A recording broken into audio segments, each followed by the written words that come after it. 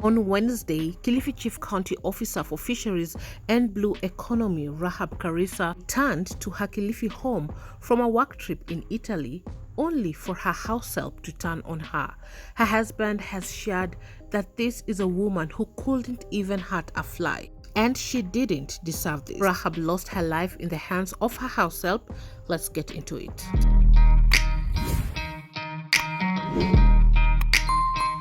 Welcome to AFAX number one stop to entertainment and trending news.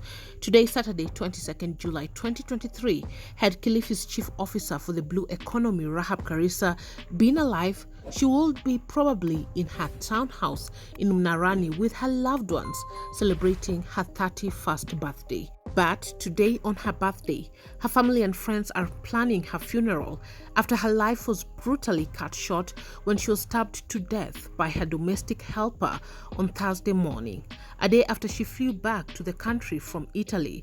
Karisa left the country for Italy on July 12th with other Kilifi officials, including Deputy Governor Flora Chibule, where they had attended a workshop on sustainable management of coastal areas and blue communities. Chula Mwagona, CEC for Agriculture, Livestock Development and Blue Economy, called the last moments the last words that they shared, stating, "We came back to the country after a week on July 18th.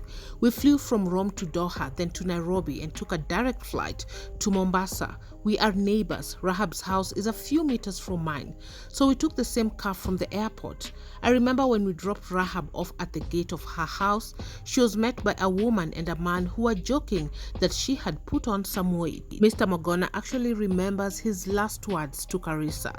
"Let's meet tomorrow at 8 p.m. to tell the governor about the trip to Italy. Little did I know that this will be my last words to her." Rahab Karisa's husband, Maxwell Mmera, shared a heart-wrenching account of the tragic confrontation that led to her untimely death. Mmera took to social media to pay tribute and recount the harrowing events that unfolded before his wife was stabbed by her house help. According to Mmera's emotional narrative, the confrontation occurred on Wednesday night, July 19th, when Karisa confronted their house help over missing household items during her absence in Europe. Rahab Karisa had expressed her intention to report the matter to the police before retiring to bed, unaware that this would be her final night. The following morning, on Thursday, July 20th, the house help allegedly launched a violent attack on Karisa as she lay asleep in the master bedroom, fearing the consequences of being arrested. Mmera expressed his grief, stating, "Instead of just escaping peacefully, she woke up and stabbed you while you were sleeping. That was so painful, my love." Mmera regretted not being present to protect his wife, and he was not present at the time due to ongoing protests in the area. He deeply regretted his inability to be by her side during her final moments. The loss of Rahab Karisa has left their young family traumatized as their children are struggling to come to terms with the devastating reality of their mother's absence. His anguish was further compounded by the fact that Karisa was just murdered 2 days before her birthday. Emotionally penned down, he shared, "You didn't deserve it. You that can't hurt a fly, you didn't. And your only mistake being asking a house girl who was stolen from you while you were away and mentioning to her that the following day you'd take her to the police. The brutal animal, instead of just escaping peacefully, wakes up and stabs you while you are sleeping. That was so painful, my love." In his post, he also said he regretted allowing Karisa to take a career move away from him, writing, "7 months down the line, I'm coming back to a lifeless, cold and dead you, babe. We had plans of your comeback, great projects to achieve and dreams of the future, but now what can I say except cry?" The young family had 2 sons and a 5 years old, and according to a previous post on his Facebook, Mmera was still grieving the loss of his mother, who passed on in 2016. Mmera said his children will need therapy, adding that one witnessed the attack and told him, "Mama is kufa, Mama is fall down, Mama has blood, Mama is in hospital. I will fall down like Mama."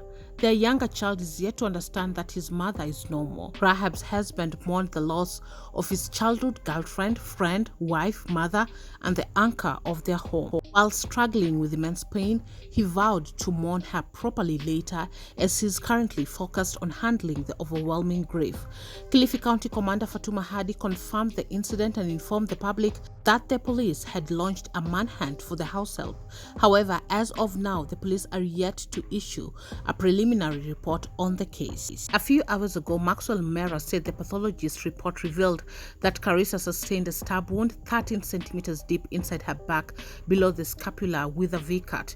He went on to say the pathologist's analysis said this meant it was either a double stab or stab and side pull straight into the artery and part of lungs. The devastated Mmera said in his post, "You bled out of life on your bed in those ungodly hours. No amount of effort could have saved you, babe. You died in sleep but painfully. That was barbaric. You had no chance not to even wake up and fight back. No, rest, mama, rest. Just rest, my love." Devastated Mmera questioned why horrible things were happening to him, adding he was tired. "I'm honestly tired. God, I am tired. I can only be strong for only so much. Show me some mercy. I have suffered it too much and I don't deserve it. No, I have had no one to deserve all the pain to allow to happen in my life all these years. God, I'm tired and breaking to a point of questioning my faith. Why me? Why always me?" So many Kenyans have flooded his social media to condole with him and of course call out this act and also pray that justice will be served and this house help will be caught. This is someone that is very heartless, self-centered. They did not sit down and think about the consequences of their action. They did not think about those young children who still need a mother. The same way that she is on the run right now is the same way that she would have decided to run early. Who knows, perhaps she would just decide to let it go. But the fact that she feared to be arrested or to be reported to the police, consequences of her actions right now is far worse than stealing. She has taken someone's life and for that, she will be locked up for life. This Saturday will have been a very beautiful, happy day for Karisa and her family. Her husband, actually, without the protest, would have traveled quite early to celebrate her birthday. But instead of celebrating her birthday today, they are mourning and planning her funeral. I mean, this is very, very devastating. As reported earlier, investigations are still continuing into the murder and many are hoping that this house help will be arrested as soon as possible. This has also left so many people in fear of the people that they have in their homes, and you can stumble upon so many comments of people saying, should we now not even have house helps in our home, because you just don't know how far the person that you have in your home can go. Just the other day, a house help was caught urinating in the kitchen utensils, and of course we've covered a few stories here and there of house helps caught on CCTV cameras doing just the unthinkable. Sometimes having someone in your home is just prayers that you have the right person who will not turn their back on you. Here at IFAX, we want to send our deepest condolences to the family of Rahab Karisa as they mourn this terrible loss. You are up to date. Thanks so much for watching. Subscribe, hit the notification bell so you'll be the first to be notified once you have any new uploads. I will catch you on the next one. Bye-bye.